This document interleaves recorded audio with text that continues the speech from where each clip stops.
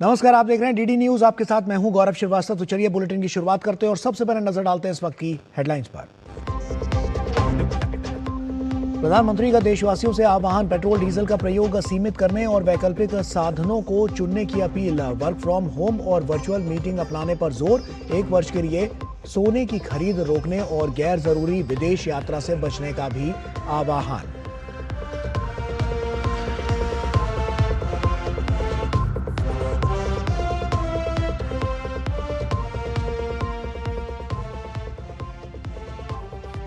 PM Modi Gujarat के दौरे पर, जामनगर में हुआ भव्य स्वागत। प्रधानमंत्री ने विकास के मार्ग पर गुजरात की शानदार गति को सराहा।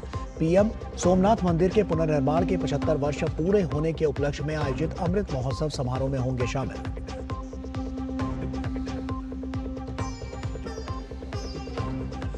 तेलंगाना से कांग्रेस के करप्शन और परिवारवाद पर बरसे प्रधानमंत्री, कहा भाजपा की डबल इंजन सरकार ही कर सकती है जनता की उम्मीदों को पूरा। राज्य में किया 9,400 करोड़ रुपए की विकास परियोजनाओं का शुभारंभ और शिलान्यास।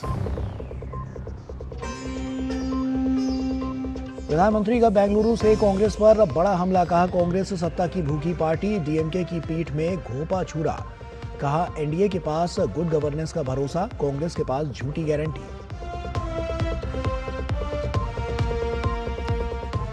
कमान संभालते ही एक्शन में तमिलनाडु के सीएम विजय, 200 यूनिट फ्री बिजली समेत ये 3 बड़े ऑर्डर पर हस्ताक्षर।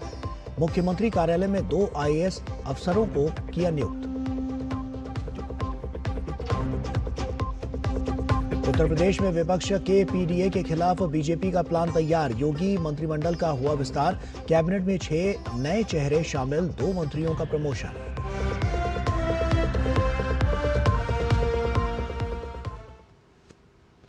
और आइए अब शुरुआत करते हैं।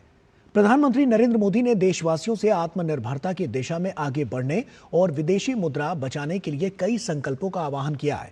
प्रधानमंत्री ने पेट्रोल डीजल का प्रयोग सीमित करने और वैकल्पिक साधनों को चुनने की अपील की है। साथ ही वर्क फ्रॉम होम और वर्चुअल मीटिंग अपनाने पर भी जोर दिया है। 1 वर्ष के लिए सोने की खरीद रोकने और गैर जरूरी विदेश यात्रा से बचने का भी आह्वान किया है। साथियों, आज भारत तेजी से विकसित होने के लक्ष्य की तरफ आगे बढ़ रहा है, लेकिन इस समय भारत कई विराट चुनौतियों का मुकाबला भी कर रहा है। साथियों, कोरोना काल के दौरान ही दुनिया सप्लाई चेन के बहुत बड़े संकट से गिर गई थी। कोविड के बाद यूक्रेन में युद्ध शुरू हो गया, उसने दुनिया की परेशानियां और बढ़ा दी। फूड, फ्यूल, फर्टिलाइजर, इन तीनों चीजों पर गंभीर प्रभाव पड़ा। बीते 5-6 वर्षों में इस संकट से निपटने के लिए हमारी सरकार निरंतर प्रयास कर रही है। आपको याद होगा, उस समय और आज भी फर्टिलाइजर की एक बोरी दुनिया में 3-3 हजार रुपये में बिक रही थी। एक बोरी का 3,000 रुपया, कितना? आप बताएंगे एक बोरी का कितना? आंकड़ा नहीं, बोलिए मुंह से। 3,000 रुपया एक बोरी का। कितना? एक बोरी का कितना? एक बोरी का कितना? और भारत के किसानों को वही खाद की बोरी 300 से भी कम रुपये में दी जा रही है। 3,000 के सामने 300 रुपये में। सप्लाई चेन की इन मुश्किलों के बीच पिछले 2 महीने से हमारे पड़ोस में ही इतना बड़ा युद्ध चल रहा है। इसका असर पूरी दुनिया पर पड़ा है और भारत पर तो और भी गंभीर असर हुआ है। साथियों, भारत के पास बड़े बड़े तेल के कुएं नहीं है। हमें अपनी जरूरत का पेट्रोल, डीजल, गैस, ये सब बहुत बड़ी मात्रा में दुनिया के दूसरे देशों से, बाहर से मंगाना पड़ता है। युद्ध की वजह से पूरी दुनिया में पेट्रोल, डीजल, गैस और फर्टिलाइजर के दाम बहुत अधिक बढ़ चुके हैं, आसमान को भी पार कर गए हैं। अड़ोस पड़ोस में देशों में क्या हाल है वो तो अखबारों में आता है। भारत सरकार इस युद्ध के पिछले 2 महीनों से देशवासियों को इस संकट से बचाने के लिए लगातार प्रयास कर रही है। नागरिकों पर बोझ न पड़े, इसके लिए सरकार सारा बोझ सरकार खुद अपने कंधे पर उठा रही है। लेकिन साथियों, जब सप्लाई चेन पर संकट लगातार बना रहे तो हम कितने भी उपाय कर लें, मुश्किलें बढ़ती ही जाती है। इसलिए अब देश को सर्वोपरि रखते हुए, मां भारती को सर्वोपरि रखते हुए हमें एकजुट होकर के लड़ना होगा। हमें याद रखना है, देश के लिए मरना ही सिर्फ देशभक्ति नहीं होती है। देश के लिए जीना और देश के प्रति अपने कर्तव्यों को निभाना, वो भी देशभक्ति होती है। इसलिए वैश्विक संकट के इस समय में हमें कर्तव्यों को सर्वोपरि रखते हुए कुछ संकल्प लेने होंगे और उन संकल्पों को पूरे समर्पण भाव से पूरा करना होगा। जैसे एक बड़ा संकल्प है पेट्रोल डीजल का संयम से इस्तेमाल करना। साथियों, हमें पेट्रोल डीजल का उपयोग कम करना होगा। शहरों में जहां मेट्रो है वहां हम तय करें कि हम मेट्रो का ही उपयोग करेंगे, ज्यादा से ज्यादा मेट्रो में ही जाएंगे। अगर कार में ही जाना जरूरी है तो फिर कार पूल करने का प्रयास करें और भी लोगों को साथ बिठा ले। अगर हमें कहीं सामान भेजना हो तो कोशिश करनी है कि वह ज्यादा से ज्यादा रेलवे गुड्स के जो ट्रेन होती है रेलवे की सर्विसेज से भेजे, ताकि इलेक्ट्रिक रेलवे होने के कारण पेट्रोल डीजल की जरूरत नहीं पड़ती है। जिन लोगों के पास इलेक्ट्रिक व्हीकल है वो भी कोशिश करें कि इलेक्ट्रिक व्हीकल का ज्यादा से ज्यादा उपयोग करें। साथियों, हमने कोरोना के समय में वर्क फ्रॉम होम की, ऑनलाइन मीटिंग्स की, वीडियो कॉन्फ्रेंस की, ऐसी अनेक व्यवस्थाएं विकसित की और हमें आदत भी हो गई थी। आज समय की मांग ऐसी है कि उन व्यवस्थाओं को हम फिर से शुरू करें तो वो देश हित में होगा। Work from home, online conferences, virtual meetings, इनको हमें फिर से प्राथमिकता देनी है।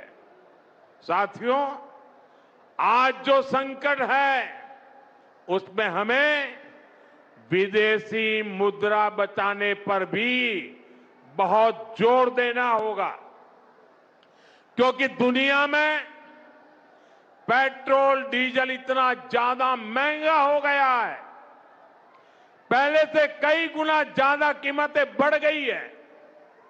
तो हम सबका दायित्व है कि पेट्रोल डीजल की खरीद पर जो विदेशी मुद्रा खर्च होती है, पेट्रोल डीजल बचाकर हमें वो मुद्रा भी बचानी है।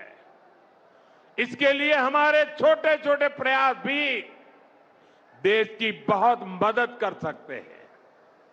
जैसे आजकल जो विदेशों में शादियों का, विदेशों में घूमने का, विदेशों में वैकेशन पर जाने का मिडिल क्लास में कल्चर बढ़ता जा रहा है। हमें तय करना होगा कि जब ये संकट का काल है और हमारी देशभक्ति हमें ललकार रही है, तो कम से कम एक साल के लिए हमें विदेशों में जाने की बातों को टालना चाहिए। भारत में बहुत सारी जगह है, वहां हम जा सकते हैं। बहुत कुछ भारत में किया जा सकता है। इस बेटी को नीचे बिठाइए, उसे थक जाएगी। उस बेटी को बिठाइए। वो थैंक यू बेटा, थैंक यू। बैठिए, आप नीचे बैठिए। मैंने देख लिया बेटा, उसको देख लिया। अब आप बैठ जाइए। हाँ, इस छोटी बच्ची को क्यों परेशान करते हो भाई? इन बच्चों को बैठने दीजिए प्लीज। बच्चों को परेशान मत कीजिए जी। साथियों, हमें विदेशी मुद्रा बचाने के जो भी रास्ते हम लोग अपना सकते हैं, हमें बचाना होगा। साथियों, गोल्ड यानी सोने की खरीद एक और पहलू है जिसमें विदेशी मुद्रा बहुत अधिक खर्च होती है। एक जमाना था जब संकट आता था, कोई युद्ध होता था, तो लोग देश हित में सोना दान दे देते थे। आज दान की जरूरत नहीं है, लेकिन देश हित में हमको ये तय करना पड़ेगा कि साल भर तक घर में कोई भी फंक्शन हो, कोई भी कार्यक्रम हो, हम सोने के गहने नहीं खरीदेंगे, सोना नहीं खरीदेंगे। विदेशी मुद्रा बचाने के लिए हमारी देशभक्ति हमें चुनौती दे रही है और हमें इस चुनौती को स्वीकार करते हुए विदेशी मुद्रा को बचाना होगा। साथियों, ये समय एक और बड़े सबक का भी है।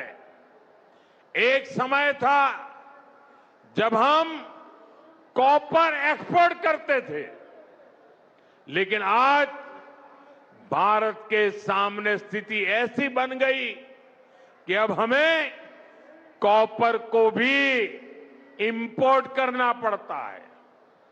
हमारे देश में हड़तालें करवाकर कॉपर प्लांट्स को ठप करवा दिया गया और अब हालत ये हो गई कि हमें कॉपर बाहर से मंगाना पड़ता है और उसमें विदेशी मुद्रा खर्च होती है। इसलिए मैं ऐसे सभी श्रमिक समूह मजदूर संगठनों से भी कहूंगा कि हमें ऐसी बातों का जरूर ध्यान रखना चाहिए। भारत को आत्मनिर्भर बनने से जो भी कदम रोकते हैं, उनमें हमें दूरी बनानी होगी और जो लोग ऐसी साजिशों में जुटे हैं, उन पर भी कड़ी नजर रखनी होगी। मैं देश की अदालतों से भी आग्रह करूंगा कि ऐसी स्थिति आने पर देश हित में हमें कोई ना कोई रास्ता निकालने की तरफ बढ़ना चाहिए। साथियों, ऐसे ही खाने के तेल का भी है। इसके आयात के लिए भी बहुत बड़ी मात्रा में हमें विदेशी मुद्रा खर्च करनी पड़ती है। हर परिवार अगर खाने के तेल में खाने का तेल का जो उपयोग करता है, अगर वो कुछ कमी करे, मैंने बार बार कहा है 10% कम करो। अगर हम तेल खाना कम करें ना, तो भी वो देशभक्ति का बहुत बड़ा काम है। आप देश सेवा में योगदान दे सकते हैं और इससे देश सेवा भी होगी और देह सेवा भी होगी। इससे देश के खजाने का स्वास्थ्य भी सुधरेगा और परिवार के हर सदस्य का स्वास्थ्य भी अच्छा रहेगा। साथियों, विदेशी मुद्रा की खपत वाला एक और सेक्टर हमारी खेती है। हम बहुत बड़ी मात्रा में बाहर से केमिकल फर्टिलाइजर इंपोर्ट करते हैं। केमिकल फर्टिलाइजर खेती के कारण हमारी धरती मां को बहुत पीड़ा हो रही है। हमारे खेत बर्बाद हो रहे हैं। अगर आज हम अपने खेत को नहीं बचाएंगे तो भविष्य में फसलों पर भी खतरा आ जाएगा। इसलिए बहुत जरूरी है कि हम केमिकल फर्टिलाइजर की खपत 25%, 30%, 40%, 50% उसको घटाए, आधी कर दें और हम उसके साथ साथ नेचुरल फार्मिंग की तरफ बढ़े। हम फर्टिलाइजर का उपयोग कम करके विदेशी मुद्रा भी बचा सकते हैं और साथ साथ अपने खेत को बचा सकते हैं, हमारी ये धरती मां को बचा सकते हैं।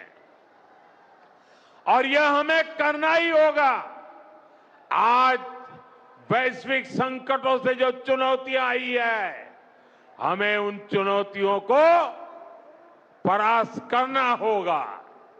साथियों, भारत सरकार खेतों में डीजल पंप की जगह सोलर पंप की योजना चला रही है। हम खेतों में डीजल पंप की जगह सोलर पंप का उपयोग करने का जोर देना होगा। मैं कोविड काल में भी आग्रह करता था कि हम स्थानीय चीजें खरीदें, वोकल फॉर लोकल के मंत्र को लेकर चले। हम मेड इन इंडिया चीजें खरीदकर भी विदेशी मुद्रा बचा सकते हैं और हमारे देश में स्थानीय उत्पादन की कोई कमी नहीं है। चाहे जूते हो, पर्स हो, बैग हो, हमें स्वदेशी पर बल देना चाहिए। और मैं ये नहीं कह रहा कि जो आपके पास विदेशी चीजें खरीदी हुई है, विदेशी ब्रांड की है, उनको जाकर के फेंक दो, ऐसा मैं नहीं कह रहा हूं। लेकिन मेरा आग्रह है कि नए विदेशी प्रोडक्ट हमें नहीं खरीदने चाहिए। और वाकई हमें कई बार अंदाजा तक नहीं होता कि रोजमर्रा की कितनी सारी चीजें विदेशी है जो हम ऐसे ही यूज कर रहे हैं। और साथियों, जब मैं बात स्वदेशी की करता हूं तो लोगों को लगता है कि दिवाली के दिए खरीदो मतलब स्वदेशी हो गया। ये तो भ्रम फैलाने वाली बातें हैं। इससे सफलता नहीं मिलती है। हमें घर के उपयोग में आने वाले सामान की लिस्ट बनानी है। देखना चाहिए कितनी विदेशी चीजें घुस गई है, पता ही नहीं है। कैंची हो, कंघी हो, छोटी छोटी चीजें, टूथपिन, टूथब्रश, कितना सारा सामान विदेश से हमारे घर में घुस गया है। फिर इस लिस्ट से हमें हो सके उतना जल्दी स्वदेशी में बदलना चाहिए। साथियों, ये बातें सिर्फ एक सरकार, एक दल, एक व्यक्ति की नहीं है। ये बीजेपी का भी मुद्दा नहीं है, ये देश का मुद्दा है।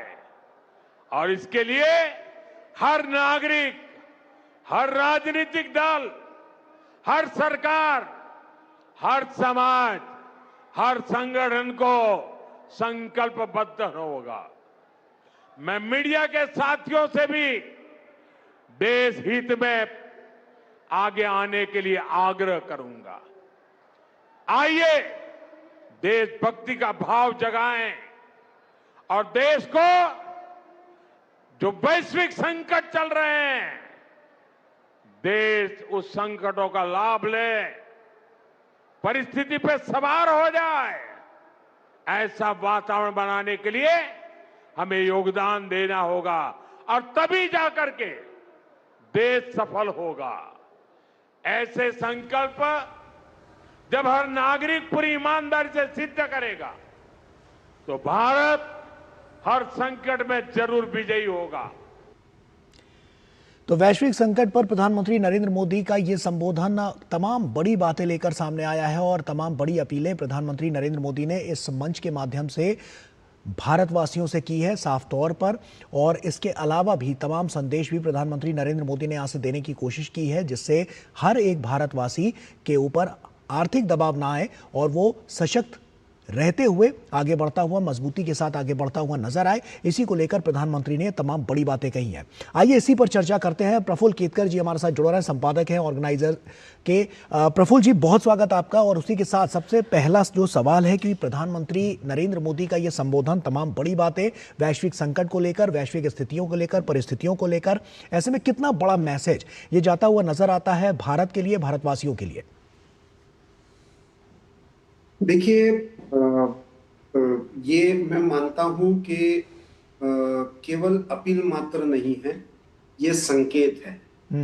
वैश्विक परिस्थिति की गंभीरता हम समझे, इसके लिए प्रधानमंत्री जी ने ये संकेत दिया है और 4 तरह के हमको एक तरीके से टास्क दिए हैं, आह्वान किया है। लॉन्ग टर्म का तो इसमें गोल है ही, लेकिन उसके साथ साथ मुझे लगता है कि उसकी व्यवहार्यता आज के संदर्भ में, जब इंटरनेशनल कॉन्फ्लिक्ट, अनसर्टेनिटी इसमें बढ़ा हो, दूसरा जो गोल्ड प्राइसेस है वो दिन ब दिन बढ़ती जा रही हो, डॉलर टू रुपी इसका रेट दिन ब दिन बढ़ते जा रहे हो, और जो तेल है उसकी प्राइस वैश्विक अनिश्चितता में बढ़ती जा रही हो। ऐसे में हमारे लिए संकट भी है और अपॉर्चुनिटी भी है।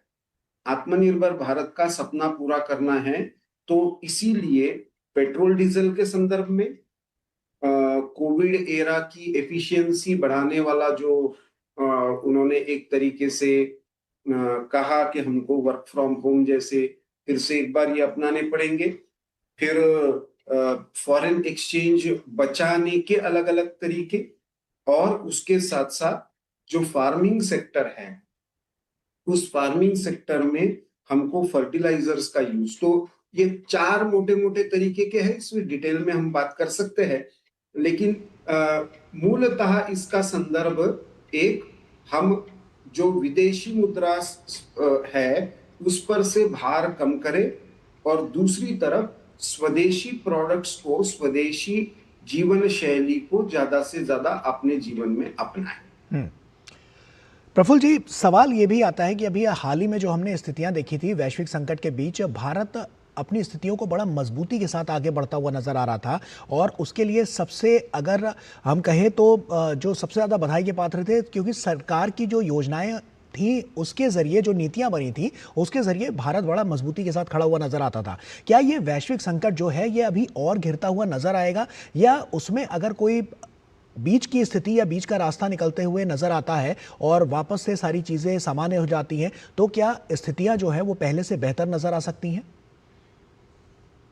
देखिए, अभी हमको कुछ भी पता नहीं है, क्योंकि जी। एक तरफ ईरान और अमेरिका तो ये कह रहे हैं कि युद्ध रुक गया है, दूसरी तरफ इजराइल ने लेबनान को, वहां के नागरिकों को वहां से हट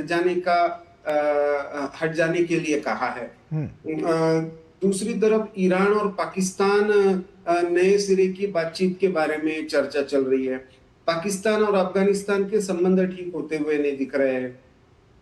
6 दिनों के लिए यूक्रेन और रशिया का युद्ध तो एक तरीके से पॉज लिया है, लेकिन लॉन्ग टर्म में इसमें क्या होगा हमको पता नहीं है। तो 3 तरीके की बातें तो निश्चित हो रही है। एक वैश्विक अनिश्चितता है, दूसरा उसके कारण इकोनॉमिक डिसरप्शंस है, और उसके साथ साथ सप्लाई चेन का भी डिसरप्शन है, खास करके पेट्रोल और डीजल में जी। और तीसरा है उसके कारण जो वैश्विक स्तर पर सारे ही करेंसीज है, सारी ही मुद्राएं हैं, उनमें भी एक तरीके की अनिश्चितता आई है, और उसका स्वाभाविक परिणाम ये प्राइस राइज पर है। मतलब सारे ही हम कीमतों में बढ़ोतरी देख रहे हैं।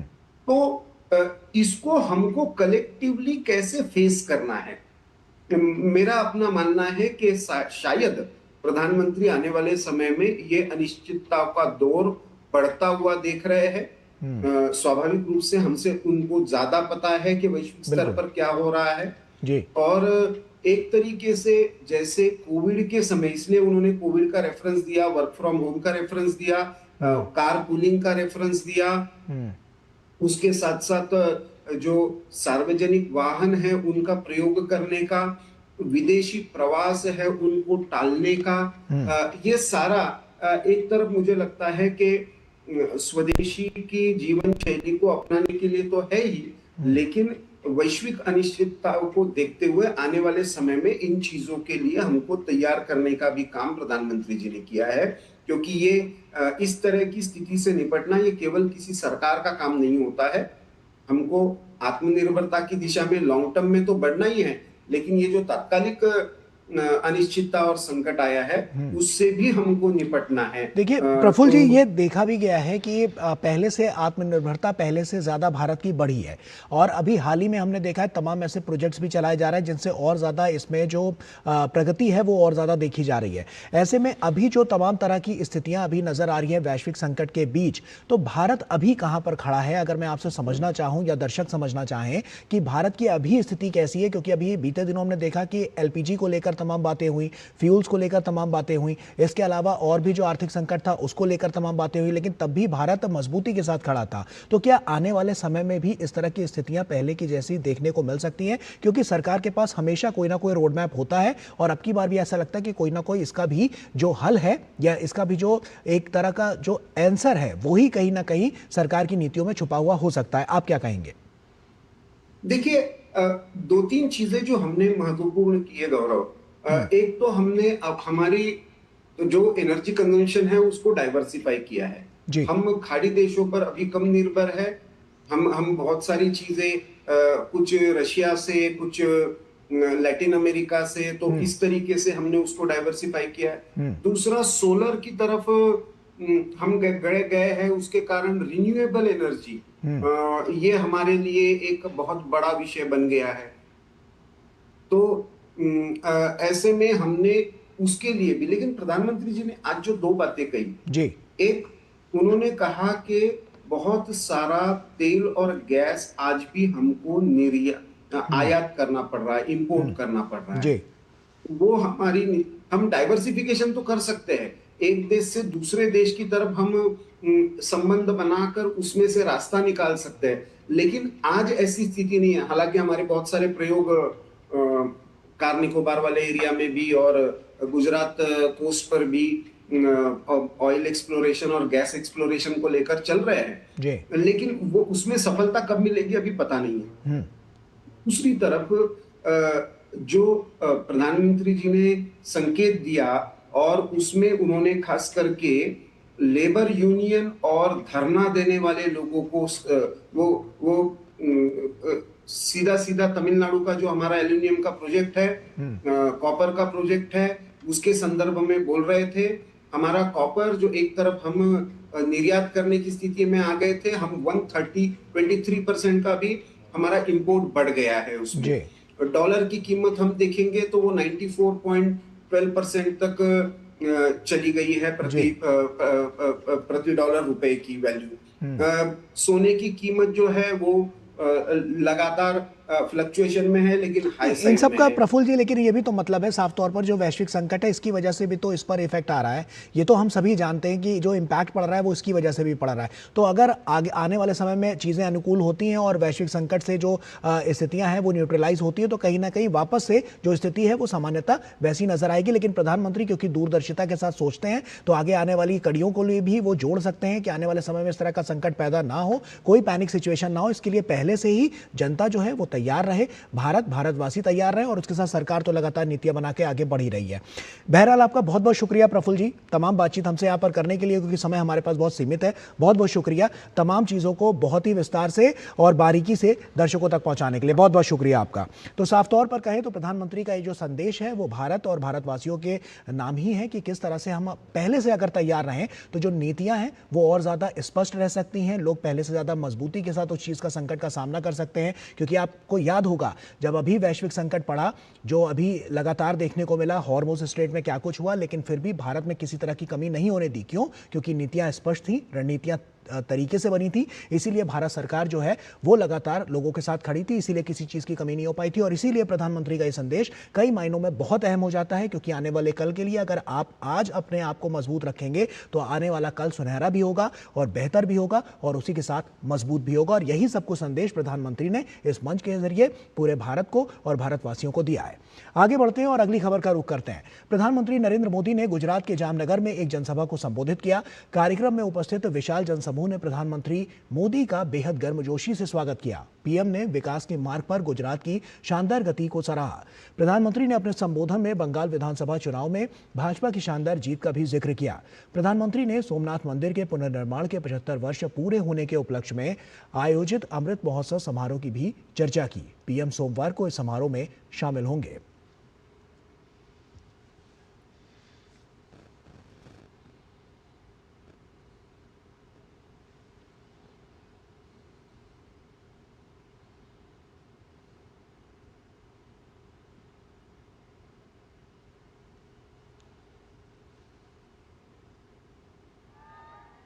और वहीं प्रधानमंत्री का जामनगर में भव्य स्वागत हुआ। प्रधानमंत्री के अभिनंदन के लिए भारी जनसमूह उमड़ा। पीएम ने सभी का हाथ हिलाकर अभिवादन किया और इस प्रेम के लिए आभार भी जताया।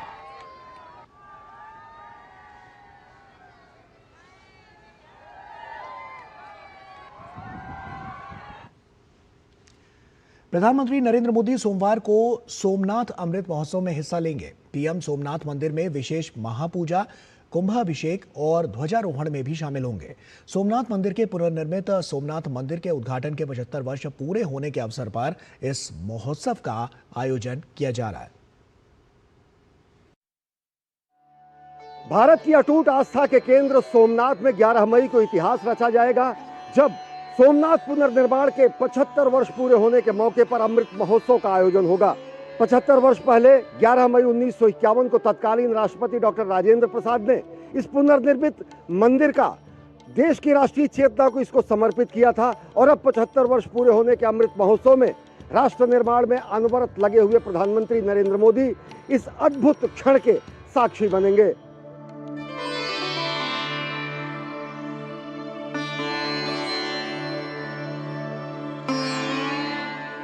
भारत की अटूट आस्था का केंद्र सोमनाथ, विध्वंस पर पुनर्निर्माण की जीत का प्रमाण सोमनाथ। 11 मई को प्रधानमंत्री नरेंद्र मोदी सोमनाथ के पुनर्निर्माण के 75 वर्ष पूरे होने के उपलक्ष्य में आयोजित अमृत महोत्सव समारोह में शामिल होंगे। 12 ज्योतिर्लिंगों में सर्वप्रथम सोमनाथ भारत की अटूट आस्था और शाश्वत विरासत का पवित्र प्रतीक है। ये विलक्षण संयोग है कि जनवरी में सोमनाथ पर आक्रमण के 1000 वर्ष पर आयोजित सोमनाथ स्वाभिमान पर्व और 11 मई को सोमनाथ पुनर्निर्माण के 75 वर्ष के अमृत महोत्सव के प्रधानमंत्री नरेंद्र मोदी साक्षी बन रहे हैं। मोहम्मद गजनी हो या फिर अलाउद्दीन खिलजी हो, कई लोगों ने सोमनाथ को तोड़ने की, हमारी आस्था तोड़ने के प्रयास किए, लेकिन हमारी आस्था और मजबूताई के साथ और आगे बढ़ती गई। आज भगवान सोमनाथ जी का ये प्रांगण, भगवान सोमनाथ जी, सोमनाथ धाम, ये अपने आप में करोड़ों करोड़ों सनातनियों के लिए सबसे बड़ा आस्था का केंद्र है। अमृत महोत्सव के अवसर पर प्रधानमंत्री सोमनाथ मंदिर में विशेष महापूजा करेंगे और धार्मिक और सांस्कृतिक कार्यक्रमों में भाग लेंगे। पूजा अर्चना के बाद प्रधानमंत्री कुंभाभिषेक और ध्वजारोहण समारोह में शामिल होंगे, जो मंदिर के अभिषेक और ध्वजारोहण के प्रतीक हैं।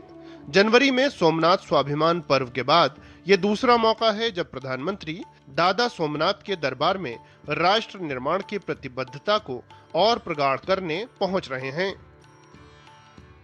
आज 1.25 सवा करोड़ लोगों का आवन जावन है। ये मंदिर के गर्भगृह को सुवर्ण से मंडित कर दिया गया। यहाँ के ऊपर जितने कलश लगे हैं 1500 से अधिक है, ये सब भी लोगों के दान से पूरे स्वर्ण मंडित कर दिए गए हैं। यहाँ का जो कार्विंग बाकी था वो भी पूरा कर दिया गया है। यहाँ की जो सुविधाएं हैं, यहाँ जो एक समुद्र पथ है वो भी निर्माण किया गया। हर तरह से सोमनाथ की प्रगति हुई, उसमें हमारे लोकप्रिय प्रधानमंत्री का बहुत ही महा योगदान रहा। सोमनाथ अमृत महोत्सव में एक ओर सागर की गर्जना सुनाई देगी, तो पहली बार सोमनाथ में वायुसेना के सूर्यकिरण विमानों की गर्जना भी सुनाई देगी। टोटल 6 जहाज की प्रस्तुति करेंगे। यहाँ पर जहाज जामनगर से हमारे उड़ान भरेंगे और यहाँ पर अलग अलग फॉर्मेशन में आपको करतब दिखाएंगे। इसमें कि एक कॉम्पोजिट फेज़ होता है जिसमें कि सारे जहाज़ एक साथ उड़ते हैं, और एक सिंक्रोनस फेज़ होता है जिसमें जहाज़ अलग अलग दिशा से आके एक दूसरे को क्रॉस करते हैं जनता के सामने। सोमनाथ अमृत महोत्सव में प्रधानमंत्री एक जनसभा को भी संबोधित करेंगे। प्रधानमंत्री के सोमनाथ आगमन को लेकर आम जनमानस में जबरदस्त उत्साह है। 75 साल पूरे हो रहे इस मंदिर को, जब उसका जीर्णोद्धार हुआ था उसको 75 साल पूरे हो रहे। खूब भाग्यशाली हम है कि हमें इस क्षण में सहभागी होने का मौका मिल रहा है। भगवान सोमनाथ जी के सानिध्य में हमारा जन्म हुआ है, और हमें जो हमारे प्रधानमंत्री जी सोमनाथ बाबा के बहुत आदरणीय भक्त है। बहुत बड़ा क्षण है। विश्व नेता और देश के माननीय वड़ा प्रधान मोदी साहब यहाँ आने वाले हैं। लोगों में बहुत सारा उत्साह है। सारा सब जगह उत्साह ही उत्साह दिख रहा है। हम लोग नरेंद्र मोदी जी का भव्य स्वागत करेंगे। सोमनाथ अमृत महोत्सव को अविस्मरणीय बनाने के लिए श्री सोमनाथ की समृद्ध विरासत और आध्यात्मिक महत्व को याद करते हुए एक स्मारक डाक टिकट और सिक्का भी जारी किया जाएगा। युगों युगों से अलौकिक ऊर्जा का महास्थान है सोमनाथ। भारत की अटूट आस्था और अद्भुत पराक्रम का पर्याय है सोमनाथ। और 11 मई को अमृत महोत्सव में यहाँ पर एक और अगर सागर का गर्जन होगा, तो यहाँ के आसमान में भारतीय वायुसेना के विमानों का गर्जन और नर्तन भी होगा, और दुनिया परिवर्तित होते भारत की झलक देखेगी। कैमरा पर्सन आशीष शर्मा के साथ अश्विनी कुमार मिश्र, डीडी न्यूज, गिर सोमनाथ। और वहीं प्रधानमंत्री नरेंद्र मोदी सोमवार को सोमनाथ के पुनर्निर्माण के 75 वर्ष पूरे होने के उपलक्ष्य में आयोजित अमृत महोत्सव समारोह में शामिल होंगे। इस पर हमारे संवाददाता ने गुजरात के उप मुख्यमंत्री हर्ष सांघवी से खास बातचीत की। देखिए। युगों युगों से अनंत ऊर्जा का केंद्र है सोमनाथ। सोमनाथ एक पुण्य धाम ही नहीं, भारत का स्वाभिमान है। और स्वाभिमान पर्व के आयोजन के बाद जनवरी से महज कुछ ही महीनों में अमृत महोत्सव में शामिल होने के लिए प्रधानमंत्री नरेंद्र मोदी सोमनाथ पधार रहे हैं। हमारे साथ हैं गुजरात के उप मुख्यमंत्री हर्ष सांघवी जी। देवाधिदेव महादेव के प्रथम ज्योतिर्लिंग सोमनाथ अमृत महोत्सव के इस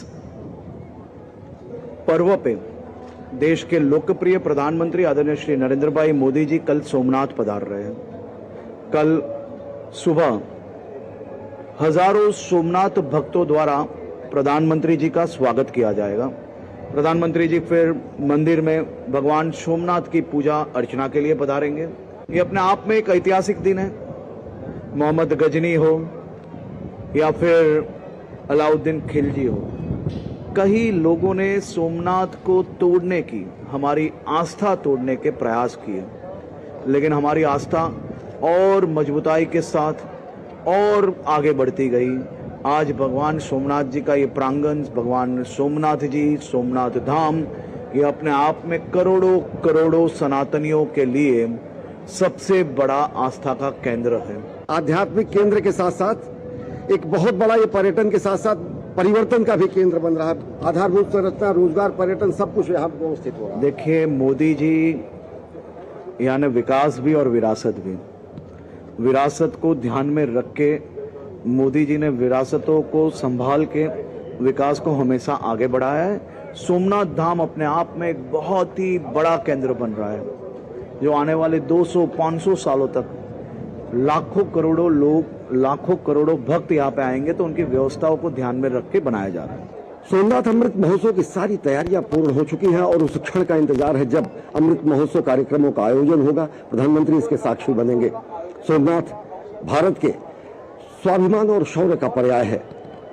सोमनाथ विध्वंस पर पुनर्निर्माण की जीत का पर्याय है।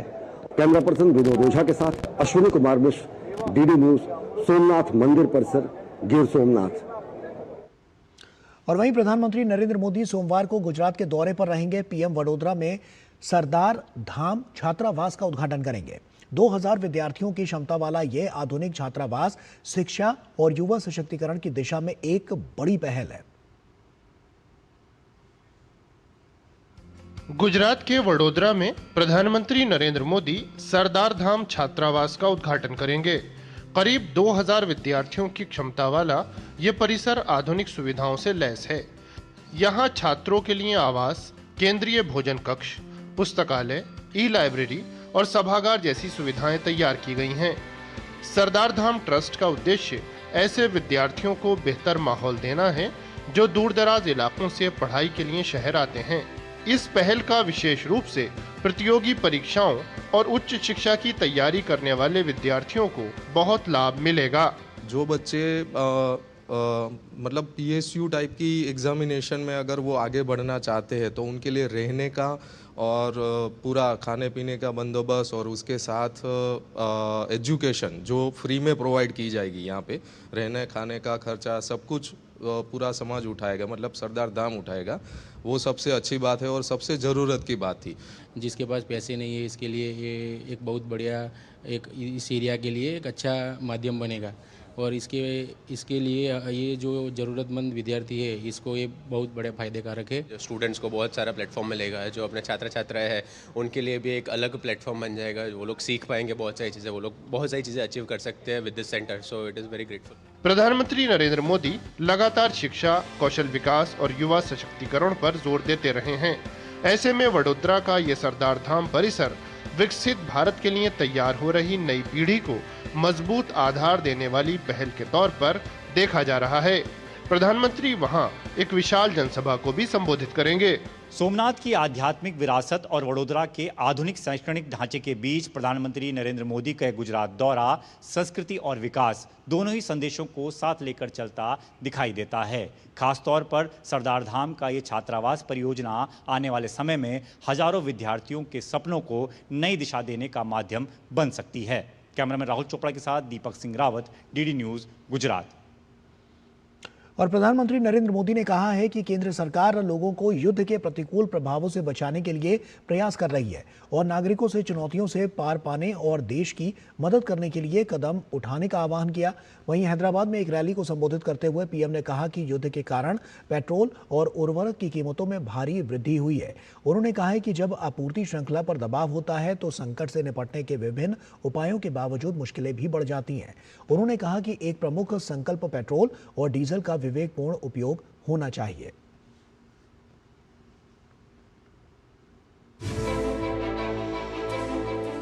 हमें कर्तव्यों को सर्वोपरि रखते हुए कुछ संकल्प लेने होंगे और उन संकल्पों को पूरे समर्पण भाव से पूरा करना होगा। पेट्रोल डीजल का संयम से इस्तेमाल करना, शहरों में जहां मेट्रो है वहां हम तय करें कि हम मेट्रो का ही उपयोग करेंगे, कार पूल करने का प्रयास करें और भी लोगों को साथ बिठा ले। अगर हमें कहीं सामान भेजना हो तो कोशिश करनी है रेलवे की सर्विसेज से भेजें। हमने कोरोना के समय में वर्क फ्रॉम होम की, ऑनलाइन मीटिंग्स की, वीडियो कॉन्फ्रेंस की, ऐसी अनेक व्यवस्थाएं विकसित की और हमें आदत भी हो गई थी। आज समय की मांग ऐसी है कि उन व्यवस्थाओं को हम फिर से शुरू करें। जो विदेशों में शादियों का, विदेशों में घूमने का, विदेशों में वैकेशन पर जाने का मिडिल क्लास में कल्चर बढ़ता जा रहा है। हमें तय करना होगा कि जब ये संकट का काल है और हमारी देशभक्ति हमें ललकार रही है तो कम से कम 1 साल के लिए हमें विदेशों में जाने की बातों को टालना चाहिए। देश हित में हमको ये तय करना पड़ेगा कि साल भर तक घर में कोई भी फंक्शन हो, कोई भी कार्यक्रम हो, हम सोने के गहने नहीं खरीदेंगे। हमारे देश में हड़तालें करवाकर कॉपर प्लांट्स को ठप करवा दिया गया और अब हालत ये हो गई कि हमें कॉपर बाहर से मंगाना पड़ता है और उसमें विदेशी मुद्रा खर्च होती है। इसलिए मैं ऐसे सभी मजदूर संगठनों से भी कहूंगा कि हमें ऐसी बातों का जरूर ध्यान रखना चाहिए। अगर हम तेल खाना कम करें ना तो भी वो देशभक्ति का बहुत बड़ा काम है। आप देश सेवा में योगदान दे सकते हैं और इससे देश सेवा भी होगी और देह सेवा भी होगी। इससे देश के खजाने का स्वास्थ्य भी सुधरेगा और परिवार के हर सदस्य का स्वास्थ्य भी अच्छा रहेगा। बहुत जरूरी है कि हम केमिकल फर्टिलाइजर की खपत 25%, 30%, 40%, 50% उसको घटाए, आधी कर दें और हम उसके साथ साथ नेचुरल फार्मिंग की तरफ बढ़ें। भारत सरकार खेतों में डीजल पंप की जगह सोलर पंप की योजना चला रही है। हम खेतों में डीजल पंप की जगह सोलर पंप का उपयोग करने का जोर देना होगा।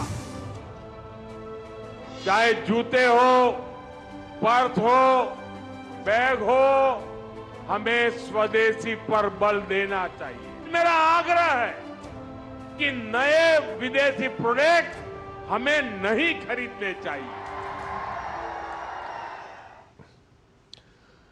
और वहीं विश्व में जारी अनिश्चितता के और वैश्विक चुनौतियों के बीच केंद्रीय गृह मंत्री अमित शाह ने सोशल मीडिया प्लेटफॉर्म एक्स पर प्रधानमंत्री नरेंद्र मोदी का एक वीडियो साझा करते हुए लिखा कि वैश्विक संकट के इस दौर में मोदी जी ने देशवासियों से एक दूरदर्शी अपील की है। पेट्रोल डीजल के उपयोग में संयम, वर्क फ्रॉम होम को बढ़ावा और केमिकल फर्टिलाइजर को छोड़ नेचुरल फार्मिंग को अपनाने का उनका ये आह्वान भारत को आत्मनिर्भर और एनर्जी सिक्योर राष्ट्र बनाने का स्पष्ट रोडमैप है। ये वैश्विक चुनौतियों के बीच देश को एक स्थिर, सशक्त और अग्रणी राष्ट्र के रूप में स्थापित करने में निर्णायक सिद्ध होगा।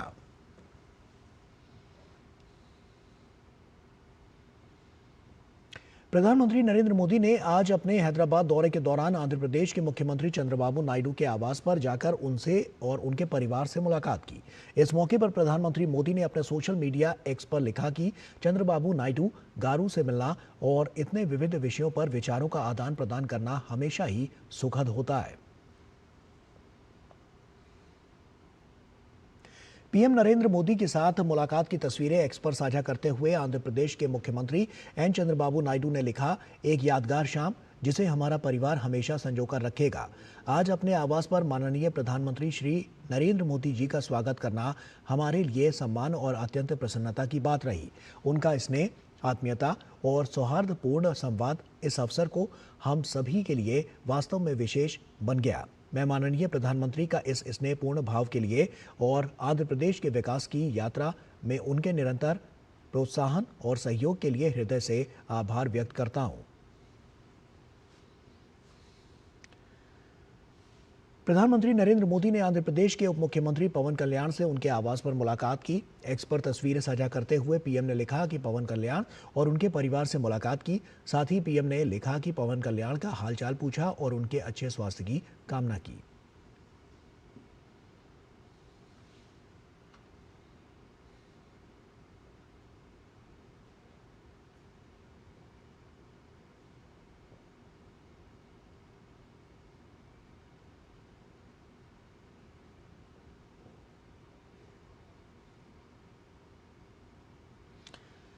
तो प्रधानमंत्री नरेंद्र मोदी ने आंध्र प्रदेश के उप मुख्यमंत्री पवन कल्याण से उनके आवास पर मुलाकात की। एक्स पर तस्वीरें साझा करते हुए पीएम ने लिखा कि पवन कल्याण और उनके परिवार से मुलाकात की।